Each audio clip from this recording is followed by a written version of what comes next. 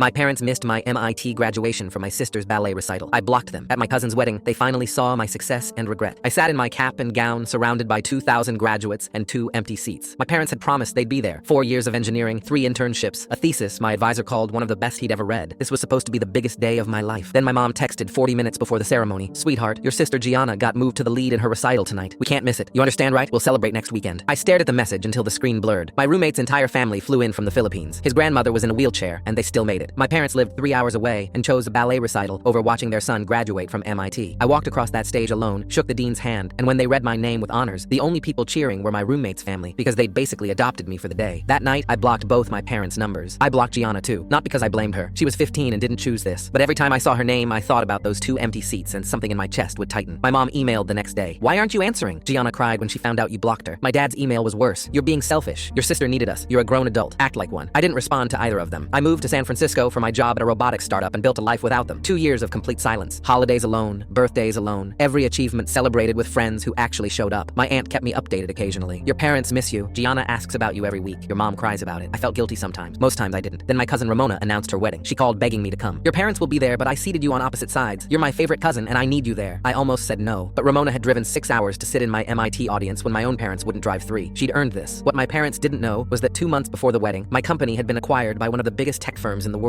My name was in Forbes as the lead engineer whose patents made the acquisition worth billions. I'd also closed on a house and paid for my first car in full cash. I wasn't showing off. I was simply doing well because I'd spent 2 years pouring everything into work instead of grieving parents who didn't deserve my tears. At the reception, I was talking to Ramona's friends when I felt someone staring. My mom was standing 20 feet away, completely frozen. She looked older, more gray hair, thinner face. My dad was beside her with an expression I'd never seen before, like he was looking at a ghost. Gianna was behind them, 18 now, and the second she saw me, she started crying. I turned back to my conversation. 10 minutes later, my mom appeared at my table, her voice barely a whisper. "Can we please talk? I'm at a wedding," I said without looking up. "This isn't the time." My dad came over. "Son, we made a terrible mistake. We know that now. You made a choice," I corrected him calmly. "There's a difference." Gianna pushed past both of them. "I didn't ask them to skip your graduation. I found out after and screamed at them for hours. They told me you wouldn't care because you'd have other graduations." "Other graduations?" I laughed, but nothing was funny. "You graduate from MIT once." My mom reached for my hand, her fingers trembling. "We saw the Forbes article. We had no idea you were doing so well. We're so incredibly proud of you." I pulled my hand away. "You're proud because Forbes told you to be. Where was that pride when I was alone in a cap and gown?" My dad's eyes were red and glassy. "We've spent 2 years regretting it every single day. And I spent 2 years building a life without you. That wasn't easy either." Gianna was sobbing now, barely able to stand. "I quit ballet after you blocked us. I couldn't dance knowing what it cost our family. That one hit me like a truck. My little sister gave up something she loved because of guilt that was never hers to carry." I pulled her into a hug, and she collapsed against me shaking. Over her shoulder, I looked at my parents standing there completely broken. "You can earn this back, but it starts with understanding that you don't get to rank your children, ever." My mom nodded through her tears. "We know. We're so sorry." "Sorry is a start," I said quietly. "But those 2 empty seats, I'll remember them for the rest of my life."